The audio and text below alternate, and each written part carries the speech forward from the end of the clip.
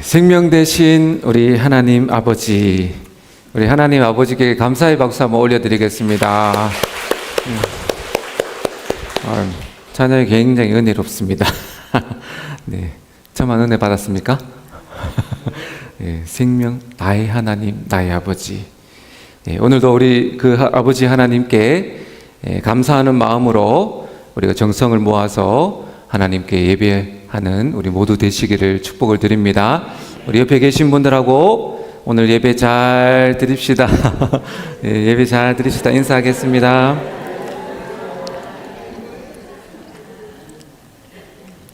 오늘 우리 예배가 우리 하나님 아버지를 기쁘시게 해드리는 그런 예배가 되기를 소망을 드립니다. 라오디게아 교회를 향한 하나님의 말씀 제목이고요. 우리가 자녀를 우리가 이제 낳고 키우면서 많은 자녀들 중에서도 특별히 우리 마음에 더 애착이 가고 또 생각하면 할수록 어떤 자녀에게는 참 마음이 먹먹하고 또 아픈 자녀들이 있는 것 같아요.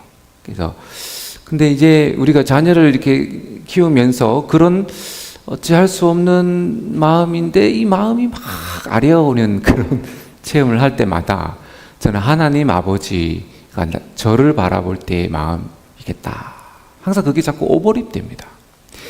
예수님께서 피로 값주어 사신 이 교회를 바로 예수님의 보실 때, 하나님 보실 때에 마치 자녀처럼 느껴진다는 거죠. 그래서 어떤 교회는 예수님의 마음을 참 기쁘게 해주는 자녀처럼 이 교회는 참 나에게 기쁨이 주는 교회도 있는가 하면 우리 주님이 생각하면 할수록 마음이 아려오고 눈물이 나고 가슴이 답답한 교회도 있더라는 겁니다. 오늘 이 라오디게아 교회는 그 7교회 중에서 어쩌면 예수님의 마음을 가장 아프게 한 교회가 됩니다. 이제 6번 교회 앞서 살펴본 6개 교회를 보면 이제 문제도 있었지만은 칭찬도 이렇게 같이 했는데요. 작은 것이라도 칭찬하셨던 예수님이신데 오늘 말씀에는 단 한 구절도 칭찬의 말씀이 나오지 않습니다. 정말 부모님이 가슴을 치면서 정말 애통해하면서 자녀들을 잘 되기를 그렇게 막 그런 거 있잖아요. 꾸중도 하고 격려도 하고 제발 돌이키기를 바라는 그 나무라듯 그 마음으로 예수님께서 오늘 이 라오디게아 교회를 바라보고 또 정말 피를 토하는 심정으로 지금 라오디게아 교회에게 말씀을 하고 계십니다. 그래서 우리는 이 라오디게아 교회를 말씀을 보면서 우리는 어떻게 하냐면 이 반면 교사로 삼아야 돼요. 우리는 그렇게 하면 안 된다. 그렇게 살지 말할지어다. 이렇게 우리 말했잖아요. 그래서 우리도 오늘 말씀을 통해서 우리에게는 이것이 이제 그렇게 되지 않기를 힘쓰는 그런 오늘의 말씀이 시간들이 되었으면 좋겠습니다. 라오디게아 교회는 학자들이 말하기를 제일 끝에 이제 이 라오디게아 교회를 언급한 것은 세계 기독교 역사를 살펴볼 때에 예수님께서 이제 마지막으로 오실 때 가까울수록 재림의 때가 가까이 올수록 교회의 모습이 이렇게 라오디게아 교회처럼 된다고 학자들이 말하는 거예요. 그러니까 예수님께서 누가복음의 18장에서 인자가 올 때에 세상에서 믿음을 보겠느냐 이 말씀을 하시는 것은 마지막 때가 가까이 올수록 끝까지 기도하면서 믿음을 지키는 자들이 없어져 찾기 어렵게 될 것을 예수님께서 미래를 내다보시고 탄식을 하신 말씀이에요. 그러니까 이제 세상에 있는 모든 교회가 이제 이렇게 되게 된다는 거예요. 그러니까 우리가 이제 어떻습니까? 우리가 지금 마지막 때를 살고 있잖아요. 우리가 마지막 때를 살고 있는 겁니다. 그래서 이제 오늘의 이 말씀은요, 정말 우리가 이 마지막 때를 살아가는 우리가 이 라오디게아 교회를 향한 하나님의 그 정말 애끓는 말씀이 바로 이제 오늘 우리에게 하시는 말씀이에요. 왜? 우리는 지금 마지막 때를 살고 있기 때문이에요. 여러분이 물론 이제 7개 교회가 다 우리에게 적용되지만 특별히 이 라오디게아 교회에게 주신 하나님의 말씀을 오늘 우리에게 주시는 말씀으로 깊이 마음에 새기시기를 바랍니다. 살펴보겠습니다. 첫 번째, 예수님은 이 라오디게아 교회를 향해서 예수님을 소개하시는데요. 아멘이시요, 충성되고 참된 증인이시고 하나님의 창조의 근본이신 예수님에 대해서 이렇게 소개를 하십니다. 아멘, 충성, 그리고 참되다, 이런 이제 단어들을 사용하셨거든요. 예수님을 여러분들이 물론 이제 이 땅에 육신의 몸을 입고 오신 예수님을 딱 떠오르실 때 예수님에게서 어떤 그 이미지가 떠오르세요? 예수님은 살아계실 때, 이 땅에 오셨을 때도 마찬가지고 부활하실 때도 마찬가지지만 예수님의 마음은요, 열정의 사람이셨어요. 열정. 그 영화 2004년도에 멜 깁슨이 제작한 영화 패션 오브 크라이스트라는 영화가 있습니다. 20년도 더 됐는데요. 이거 어떤 내용이냐면 이제 신실한 기독교인이었던 멜 깁슨이 예수님의 십자가의 그 하루를 담아가지고 영화를 예수님이 겟세마네 동산부터 십자가 달리시고 요 이제 고난받는 부분만 딱 뽑아가지고 영화로 만든 거예요.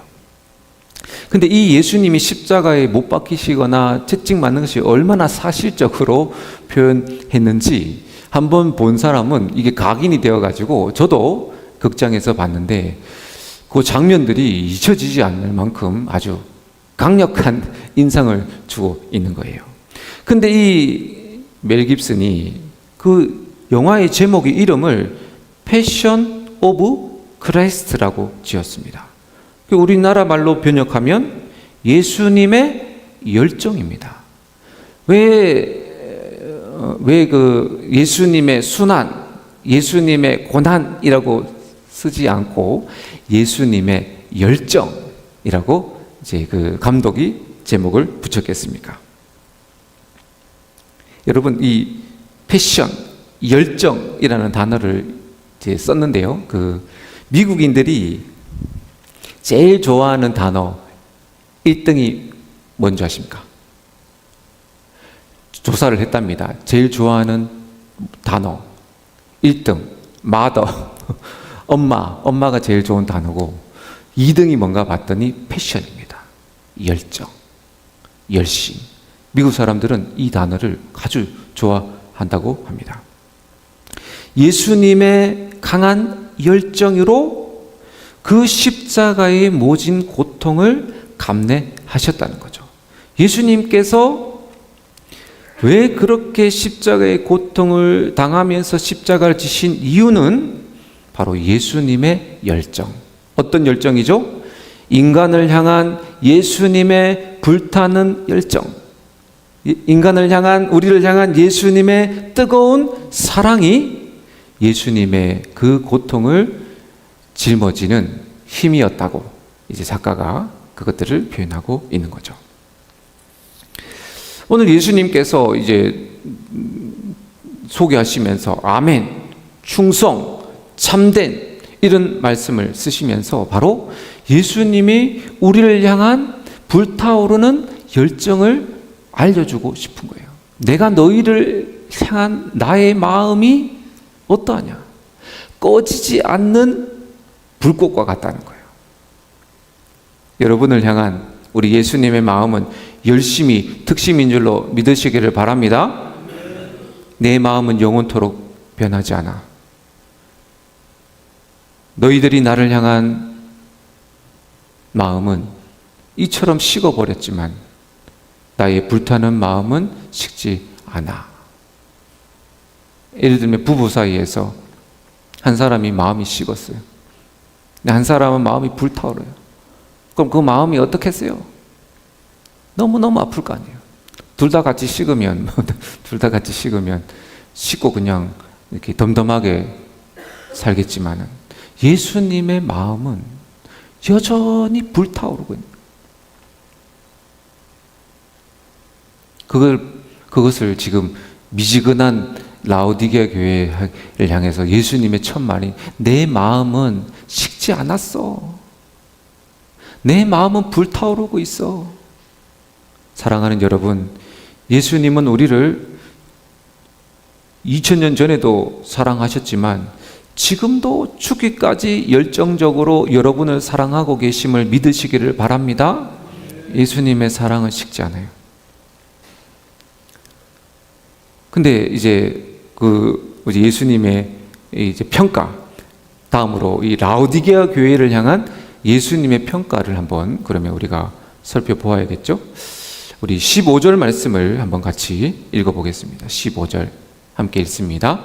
내가 내 행위를 아노니 내가 차지도 아니하고 뜨겁지도 아니하도다. 내가 차든지 뜨겁든지 하기를 원하노라. 우리 예수님이 이제 첫 말씀이 뭐냐면 미지근하다는 거예요. 교회가 미지근하다.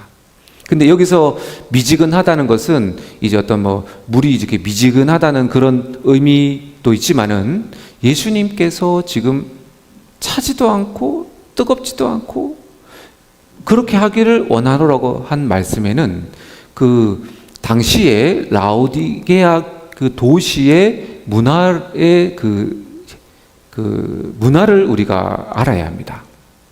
어떤 그런 문화가 있었냐면 라오디게아 도시는요, 그 물이 참 귀했는데요. 물이 이렇게 자생적으로 물을 얻는 것이 아니라 11km 떨어져 있는 도시였던 히에라볼리라는 온천 도시가 있었답니다.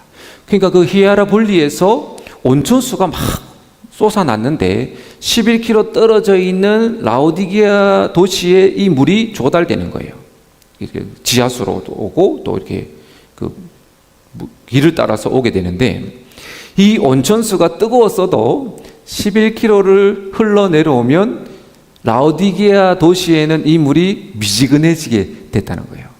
근데 중요한 것은 뭐냐면 물만 미지근해지는 것이 아니라 이 물이 히에라볼리라는 도시에서 흘러올 때 흘러오다 보면 벽을 타고 이 석회석 물이 그 석회질이 물 속에 이렇게 스며들면서 흘러오는 겁니다. 그러면 이 물이 어떻게 되냐면 그 히에라볼리에서는 온천도 하고 마시는 물도 됐지만 이 라오디게아 도시에 오면 아무 짝에도 쓸모없는 물이 되어 버리는 겁니다.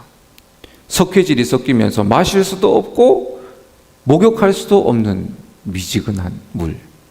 지금 예수님은 그 도시의 그 상황을 설명한 거예요. 그래서 미지근하다는 의미는 그들에게 딱 들으면 뭐가 떠오르냐면 쓸모가 없다라는 단어가 떠오르는 거예요.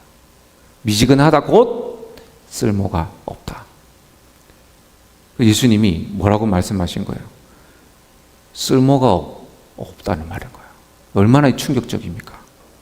예수님이 그 다음 구절에 보니까 차든지 뜨겁든지 해라.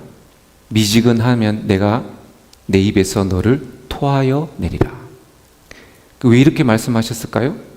당시 라오디게아 사람들이, 국민들이, 시민들이, 도시 사람들이 물을 마시다가 나도 모르게 미지근한 물을 마시면 어떻게 했겠습니까? 배 타냈다는 거예요. 그들이 직접 물을 마시다가 실수로 마실 수 있잖아요. 마시면 병에 걸리니까. 그걸 다 토해냈다는 거예요. 본인들이 그렇게 하는 행위를 예수님이 빗대어 나도 너희를 토해내리라.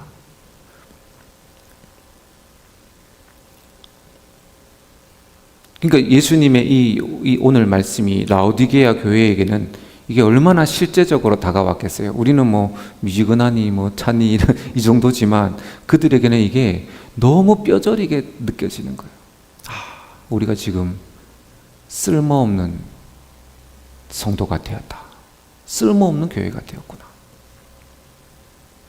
만약에 우리에게 예수님께서 쓸모없다고 말씀하신다면 이 얼마나 충격을 크게 받겠어요. 하나님은 사랑이시고 하나님은 인자하시고 예수님은 기다리시고 이것만 듣다가 갑자기 예수님이 우리에게 오셔서 쓸모없다 그러면 이 얼마나 큰 충격을 받겠어요.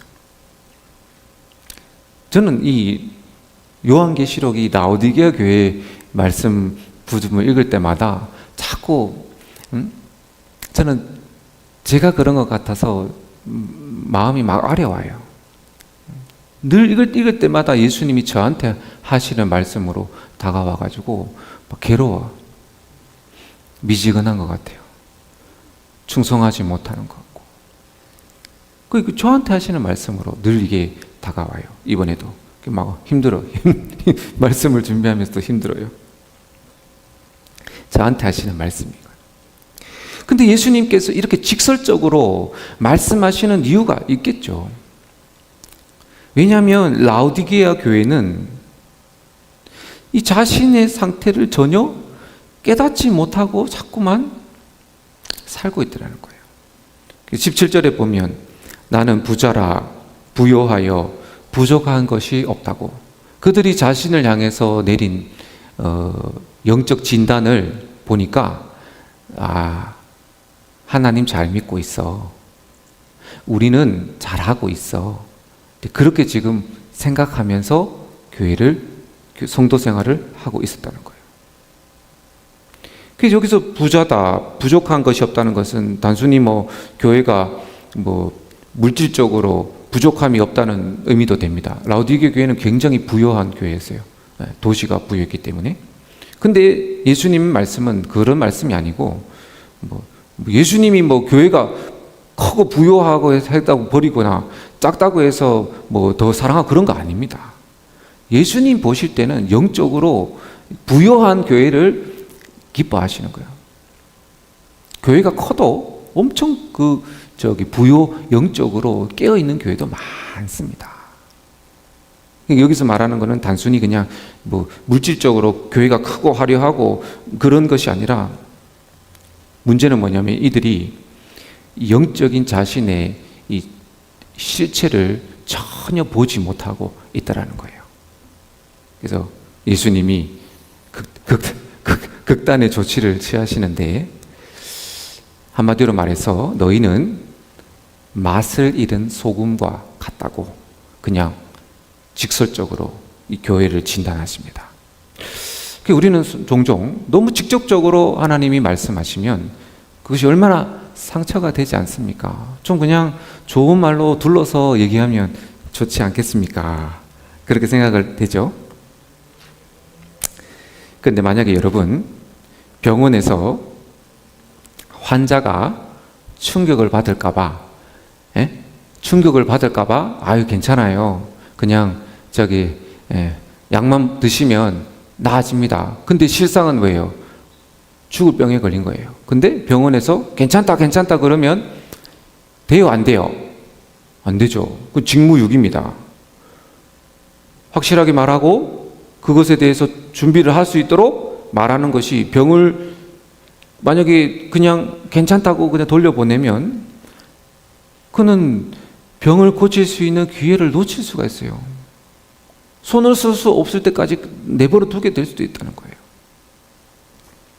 라오디게아 교회는 영적으로 보면 문둥병에 걸려서 자신의 몸이 썩어가고 있는 것조차도 깨닫지 못하는 그 상태가 된 거예요. 영적인 자아도취에 빠져서 예수님이 보실 때 이 사태의 심각성을 모르고 좋다고 지내고 있으니 예수님은 라오디게 교회가 너무 아픈 상태인 것을 가장 이해하기 쉽도록 너희들 지금 미지근한 물 됐어. 그렇게 지금 표현을 하신 거죠. 이 미지근하다는 것은 그러면 이제 우리가 잘 알듯이 우리에게도 한번 적용해 보면 열정이 식었다는 것을 말합니다. 예수님을 향한 사랑이 식었습니다. 구원의 기쁨은 사라지고 예배의 감격도 잃어가고 모든 매사의 일이 형식적으로 변해버리게 되었다는 거예요. 이게 미지근한 거예요. 세상적으로 보면 그리스도인으로서의 정체성을 상실한 겁니다. 내가 지금 교회에서는 신자인데 밖에서는 비신자로 이제 사는 거예요.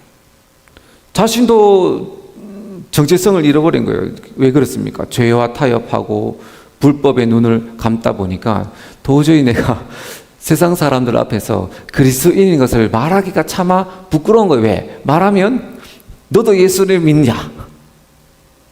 우리가 이 정체성을 잃어버리면 안 된다는 거예요. 복음을 전하기는커녕 복음을 부끄러워하며 살고 있습니다. 자신이 그리스도인인 것을 사람들이 알까 봐 불안해하며 숨기며 살아가는 거예요.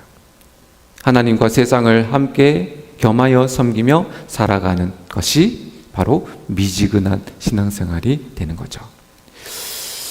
혹시 우리의 신앙이 미지근해지지는 않았는지 함께 우리가 한번 우리 자신 오늘 말씀을 통해서 한번 돌아보시기를 축복을 드립니다. 항상 우리 깨어 있어야 돼요. 예수님께서 이 라오디게 교회를 향해서 쓸모없다고 버리시지 않으세요. 우리 하나님은 왜 그렇게 말씀하셨어요?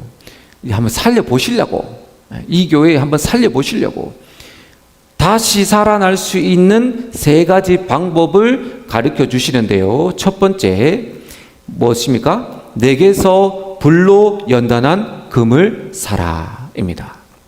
불로 연단한 금이란 금보다 귀한 믿음을 의미합니다. 여러분, 믿음은 불로 연단해서 가지는 거예요. 다시 말해서 믿음은 그냥 왔다 갔다 신앙생활 한다고 생기는 것이 아니라는 겁니다. 믿음을 예수님이 뭐라고 말씀하시면 불로 연단한 금이래요. 연단, 고난과 시련과 인내를 통해서 그것이 불이에요. 그것을 통해서 예수님께서 우리에게 믿음을 주시는 분인 줄 믿으시기를 바랍니다. 라오디게 교회가 놓친 게 뭐예요? 이 고난과 역경이 싫으니까 포기한 거예요. 고난이 오거나 좀 세상에서 좀 뭐 이렇게 손해가 오면 믿음을 지키고 나가야 되는데 그냥 다 타협을 해버리니까 믿음을 다 잃어버린 거예요. 우리도 마찬가지예요. 우리 신앙생활 하면서 시험이 있습니다. 믿음 지키려고 하면 어떨 때는 뭔가 세상 사람들한테 또 이렇게 왕따를 당하기도 하고 경제적인 어려움이 있을 수도 있어요. 그 순간에 우리가 그거 손해 안 보려고 믿음을 그냥 포기해버리면 믿음이 자랄까요? 안 자랄까요? 믿음은 영원토록 어린아이로 남게 되더라는 겁니다. 이 교회처럼. 사랑하는 여러분, 예수님께서 하나님께서 우리에게 믿음 생활하면서 이렇게 연단이나 고난 주신 것은 우리에게 믿음을 금보다 귀한 믿음을 한번 만들어 주시려고 우리에게 이런 환경을 주시는 줄로 감사하시기를 바랍니다. 불평할 이유가 없어요. 온실 속에 있다 보면 우리의 믿음은 이파리도 안 나요. 열매 맺을 수가 없다는 겁니다. 믿음의 연단을 통과하시기를 바랍니다. 예수님의 열정, 예수님이 열정으로 십자가를 지셨잖아요. 예수님 미지근하게 십자가 지셨어요? 예수님이 사역하실 때 미지근하게 사역하셨어요? 죽기 살기로 사역하셨습니다. 왜요? 예수님은 열정의 사람이셨거든요. 열정의 하나님이신 거예요. 밤새 기도하시고, 네? 아침부터 저녁까지 병들 다 고치시고, 예수님 너무 피곤하시니까 풍랑이는 바다에서도 주무실 정도로 예수님은 패션, 열정의 사람이신 거예요. 한 영혼이라도 더 살리시려고. 우리도 주님을 향한, 예수님을 향한 열심과 열정으로 살아야 할 줄로 믿습니다. 그렇게 우리가 그 하루를 살아도 우리에게는 이런 이제 자꾸 여기 다니엘 보세요. 다니엘 포로로 끌려가서도 그 얼마나 신앙생활하기 어려웠겠어요. 작정하잖아요. 나는 풀만 먹겠습니다. 우상 숭배한 고기 안 먹겠습니다. 그게 믿음이 자라는 방법인 거예요. 그래서 우리 남성분들은 직장생활 할 때 술을 권하면 뭐 잘리면 잘릴지언정 그냥 술. 군대를 갔는데 술을 마시라고 하더니 당연히 안 마시죠.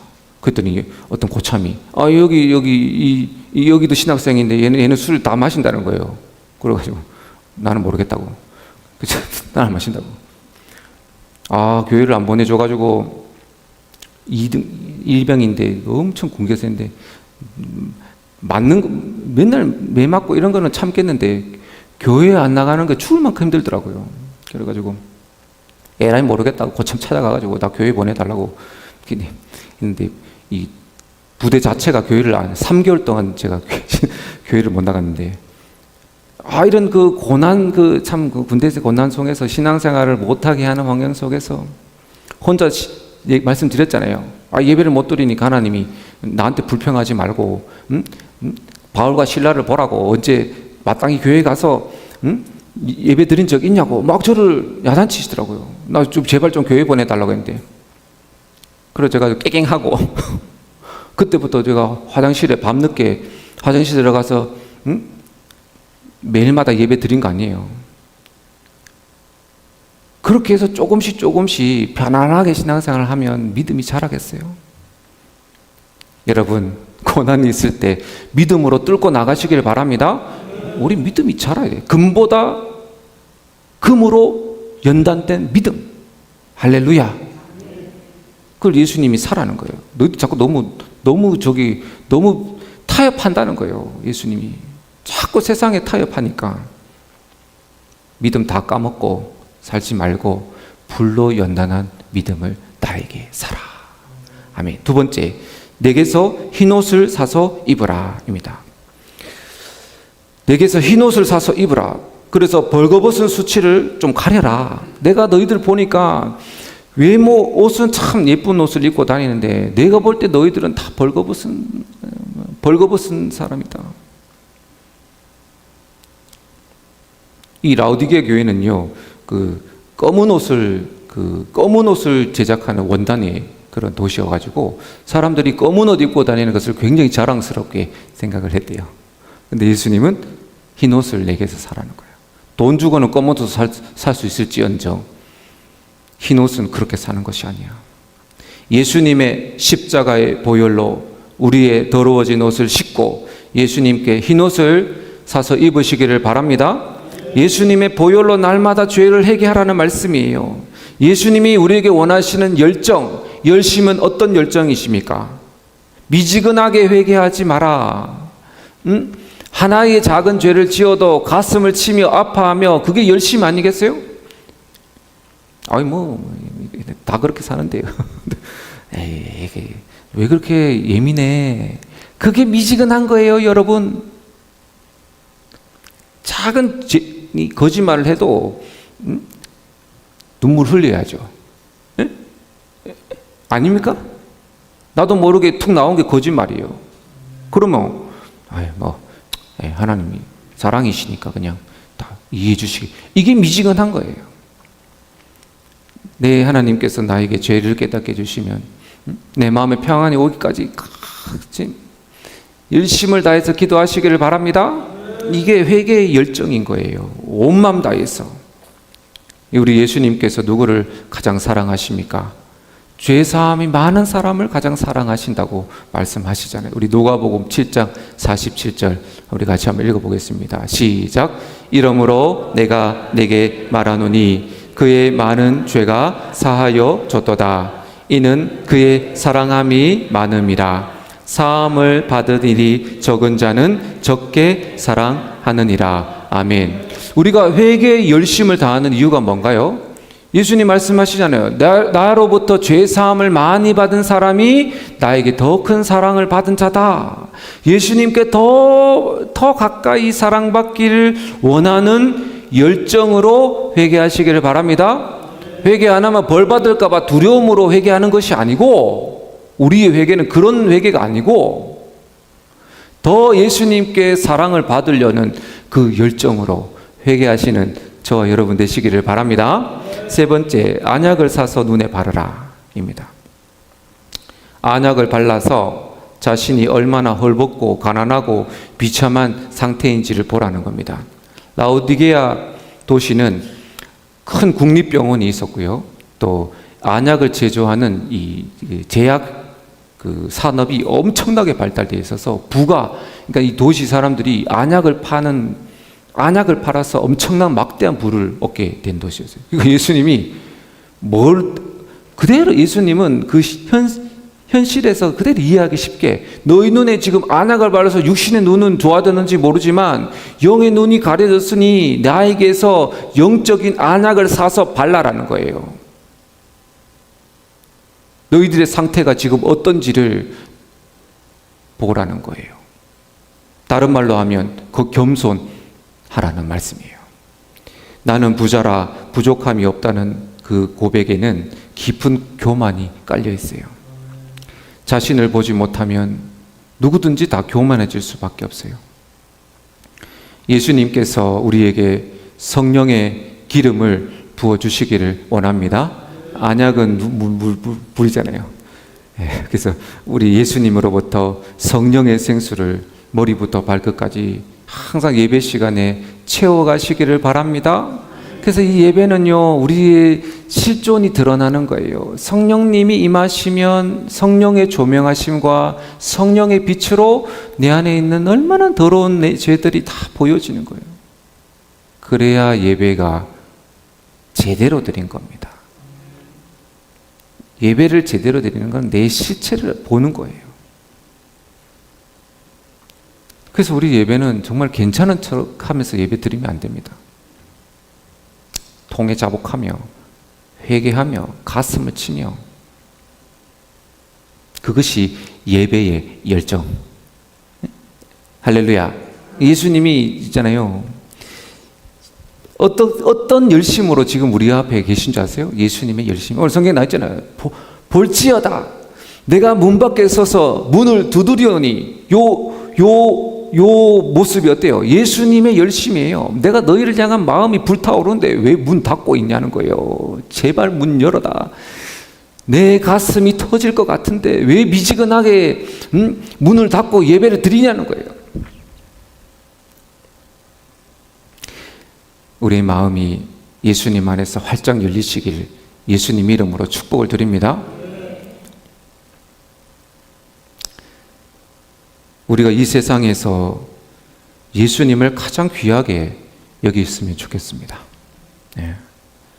열정적으로 사랑하고 또 모든 일에 열심을 냅시다. 특별히 예배에 열심을 냅시다. 네. 예배. 젊은이들만 예배 열심히. 우리가 예배 열심을 내는 거예요. 회개에 열심을 냅시다. 기도에 열심을 냅시다. 봉사에 열심을 냅시다. 열심으로. 중요한 것은 오늘 주제는 뭐예요? 예수님의 열심을 본받아. 예수님 열심으로 십자가 지시고 뜨겁게 우리를 사랑하듯 우리도 이 예배 통해서 그 예수님의 열심으로 주님을 사랑하는 그런 저와 여러분 되시기를 예수님의 이름으로 축복을 드립니다. 좋으신 하나님,